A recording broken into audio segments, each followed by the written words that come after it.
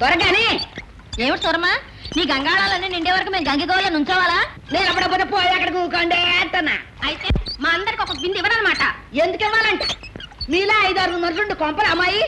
తెల్లారు లేచింది రకాయతు మీ ఇళ్లలో ఉండే ఊరు జనం అంతా వచ్చి మా హోటల్ మీద పడి సోరమ్మా పళ్ళపొడి, సోరమ్మా యాపల, సోరమ్మా నీళ్ళని వచ్చి ఈ గంగాళాల్లో ఉండే నీళ్ళన్నీ పోసుకుపోతారా. అందుకని మా ఇంట్లో ఉన్న పిల్ల మేక మంచినీళ్ళు కూడా నోచుకోరన్నమాట. నోచుకోరమ్మా. ఇప్పటికైనా రాబోయే ఎలక్షన్ లో మీరంతా కలిసికట్టుగా మీ మంచి మీరు తెలుసుకుని నన్ను ప్రెసిడెంట్ గా ఎన్నుకోండి.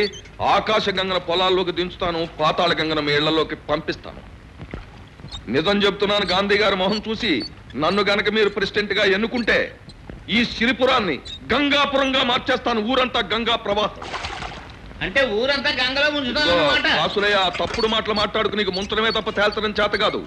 ఈ గ్రామాన్ని మంచినీటి ఎద్దడి నుంచి రక్షించడానికి గత 10 సంవత్సరాలుగా ఎన్ని ప్రణాళికలు, ఇంటికో కుళాయి, వంటింటికో కుళాయి చొప్పున అనేక ప్రణాళికలు నేను తయారు చేసి కూర్చున్నాను. ఈ సంచి నిండా అయ్యే.